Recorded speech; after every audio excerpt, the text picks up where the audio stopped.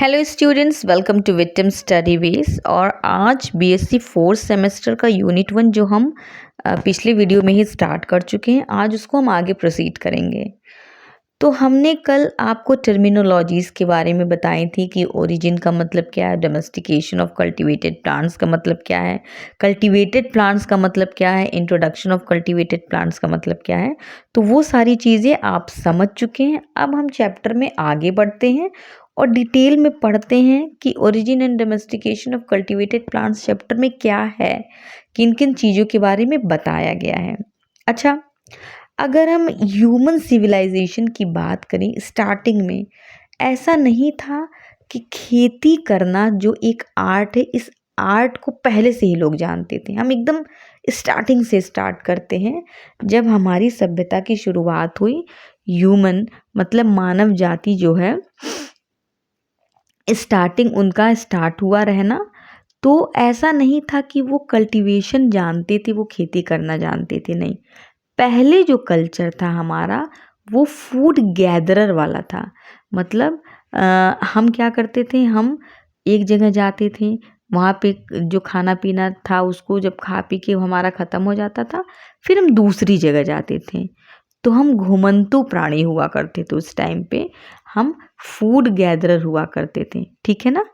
धीरे धीरे मतलब ये जो फूड गैदरिंग वाला हमारा जो कल्चर था वो बहुत समय बाद इवॉल्व हुआ था एग्रीकल्चर कल्चर में। मतलब कृषि वाला जो कल्चर सभ्यता आई वो बहुत बाद में आई। पहले हम क्या थे कि स्टोन एज जब आया, जैसे कि जो मिडिल स्टोन एज था, उस समय हमने स्टार्ट किया कल्टीवेशन अपनी फूड रिक्वायरमेंट को फुलफिल करने के लिए। पहले तो हम गैदरर थे। अच्छा, जो नियोलिथिक एज था, जो न्यू स्टोन एज था, उस समय बहुत सारे पत्थर के औजारों का आविष्कार हुआ था, बहुत सारी स्टोन टूल्स बनाए गए थे और उन्हीं टूल्स का हमने उपयोग किया एडवांस एग्रीकल्चर में, ठीक है ना।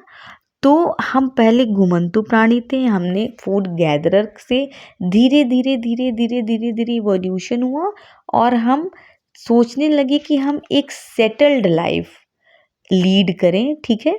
तो उसके लिए हमने कल्टीवेशन स्टार्ट किया, प्लांट कल्टीवेशन स्टार्ट किया, ठीक है ना।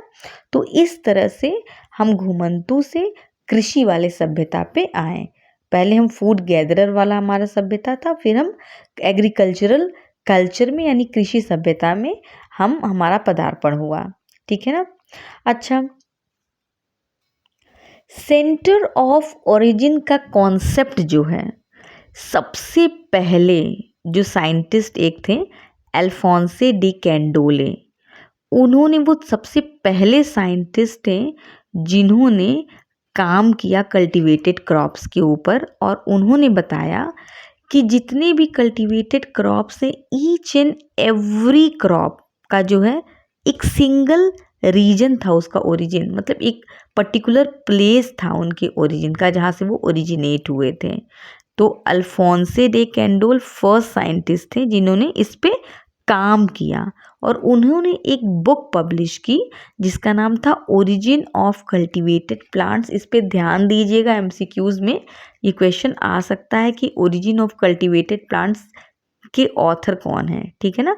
तो वो अल्फोंसे डे कैंडोले हैं जिन्होंने origin of cultivated plants book लाई अपनी, और उस बुक में उन्होंने plants ancestral form of plants बताया, उनकी ओरिजिन, उनका डोमेस्टिकेशन और हिस्ट्री ऑफ कल्टीवेटेड प्लांट्स, इन सारी चीज़ों के बारे में उन्होंने अपनी बुक में बताया। तो ठीक है, तो सबसे पहले साइंटिस्ट जिन्होंने इसके बारे में बात की, ओरिजिन ऑफ मतलब सेंटर ऑफ ओरिजिन्स की, इस कॉन्सेप्ट को लाया, वो अल्फोंसे डे कैंडोले थे। फिर एक और साइंटिस्ट आए, वेविलोव। वेविलोव एक्चुअली एक रशियन बॉटनिस्ट थे और उन्होंने भी अपना मत दिया सेंटर ऑफ मतलब ओरिजिन ऑफ कल्टीवेटेड प्लांट्स के बारे में। उनके अनुसार उन्होंने क्या कहा, there are certain restricted areas where plants are cultivated और domesticated and that areas are centres. वो कहते हैं कि कुछ रिस्ट्रिक्टेड एरियाज है जहाँ प्लांट को कल्टीवेट किया जाता है, डोमेस्टिकेट किया जाता है, और उन एरियाज को सेंटर्स कहते हैं। ऐसा नहीं है कि हर जगह प्लांट का कल्टीवेशन या डोमेस्टिकेशन होता है हर तरह के प्लांट्स का, ठीक है ना। और बिल्कुल सही है, हर तरह का प्लांट हर जगह कल्टीवेट नहीं किया जाता है। पर्टिकुलर प्लेसेस पे पर्टिकुलर प्लांट्स को ही कल्टीवेट किया जाता है, और जिन प्लांट्स को जहाँ पे कल्टीवेट किया जाता है वो उसके सेंटर्स कहलाते हैं। उन्होंने एक बुक पब्लिश की, the centre of origin of cultivated plants, ठीक है। इसको भी याद रखिएगा कि इसके वेविलोव थे इसके writer, the centre of origin of cultivated plants. Vavilov ने जो है उनके अनुसार उन्होंने बहुत स्टडी किया, और उसके बाद वो उस पे आए कि उन्होंने आइडेंटिफाई किया 8 main centre of origin cultivated plants के। 8 मेन सेंटर ऑफ ओरिजिन थे, ठीक है ना। और उन सेंटर ऑफ ओरिजिन्स को हम डिटेल में पढ़ेंगे, तो चलिए हम उसको देखते हैं। उन्होंने जो 8 सेंटर ऑफ ओरिजिन की बात की वो ये हैं। ये 8 सेंटर कौन कौन से, सिंपल है इसको याद करना, ऐसा कुछ नहीं है। जैसे चाइनीज सेंटर ऑफ ओरिजिन है, तो सेंटर ऑफ ओरिजिन तो है ही सबके एक एक नाम, जैसे Chinese, Indian, Mediterranean, Persian, South American, Central Asiatic and Abyssinian centre of origin. तो ये 8 प्राइमरी सेंटर ऑफ ओरिजिन उन्होंने वेविलोव ने, किसने बताया, जब आएगा कि सेंटर ऑफ ओरिजिन कौन, मतलब सेंटर ऑफ ओरिजिन किसने दिया है कि 8 सेंटर ऑफ ओरिजिन है, तो आप वेविलोव कहेंगे। उसमें वेविलोव का ही नाम आएगा कि सेंटर ऑफ ओरिजिन जो है वो वेविलोव ने दिया है। अब हम detail each and every centre के बारे में डिटेल में जानेंगे। हमको मेनली जानना है, आपको जो चीज़ ध्यान रखनी है, याद रखनी है, वो वहाँ के मेन क्रॉप्स, केवल, बहुत ज़्यादा चीज़ें और कुछ नहीं ध्यान रखनी है, आपको बस रखना है याद मेन क्रॉप। जैसे ये चाइनीज सेंटर ऑफ ओरिजिन है, तो इसमें इतनी सारी जो चीज़ें हैं, आपको सब नहीं, आपको मेन क्रॉप याद रखना है कि चाइनीज सेंटर ऑफ ओरिजिन में मेन क्रॉप क्या है, ठीक है ना। तो देखिए, आइए देखते हैं।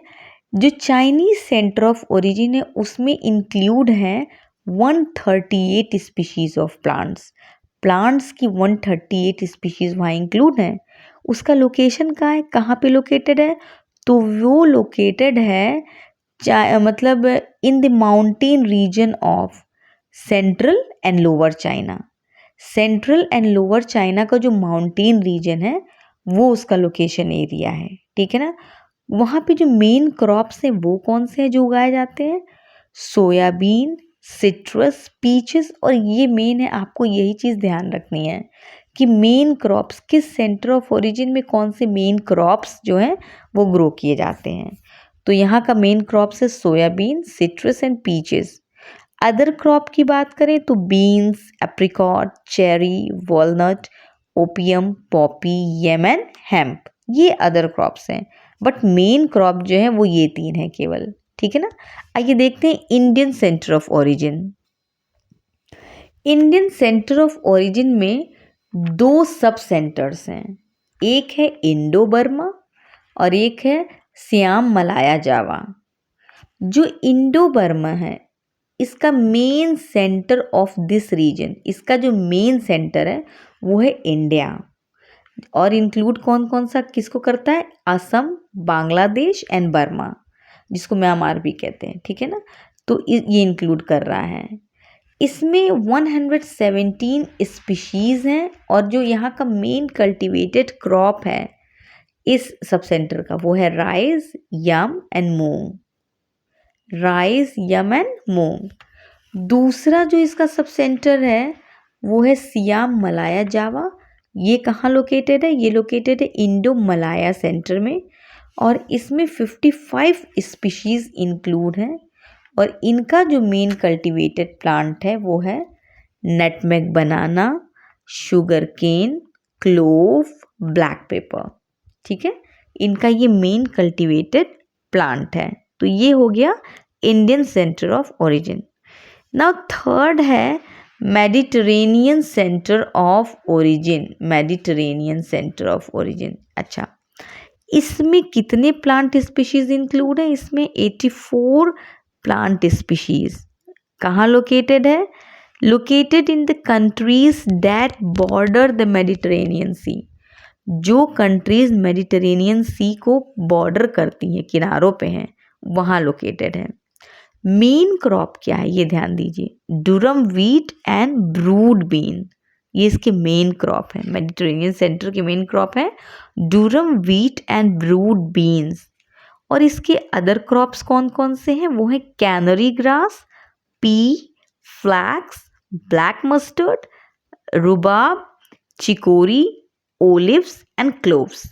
ठीक है, तो ये इसके अदर क्रॉप्स है, बट आपको ध्यान रखना है मेन क्रॉप। ठीक है ना। आते हैं अगले सेंटर ऑफ ओरिजिन पे। अगला है पर्शियन सेंटर ऑफ ओरिजिन। इसमें 83 स्पीशीज ऑफ प्लांट्स इंक्लूड हैं और ये लोकेटेड कहाँ पे है? It is located in the region of Iran, Asia Minor and Turkmenistan.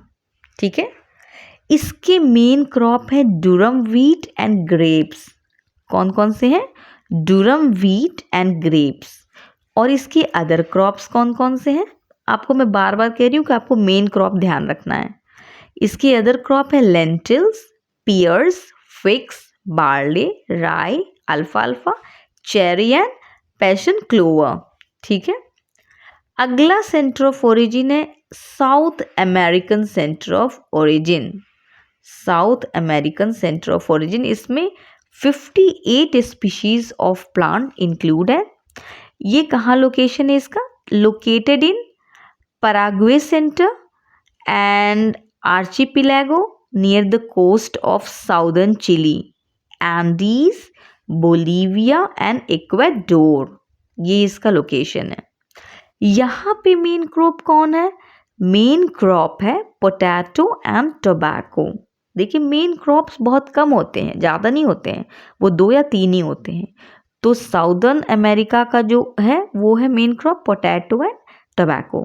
Others में आपके pumpkin, cocoa, paper, rubber, cashew, cherry, peanut, papaya etcetera और भी होंगे।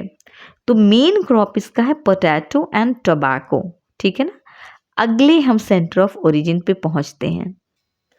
अगला सेंटर ऑफ ओरिजिन है central American centre of origin. इसमें 49 स्पीशीज ऑफ प्लांट्स कंसिस्ट है। इसका लोकेशन है southern region of Mexico, Guatemala, Honduras and Costa Rica. ये इसका लोकेशन है।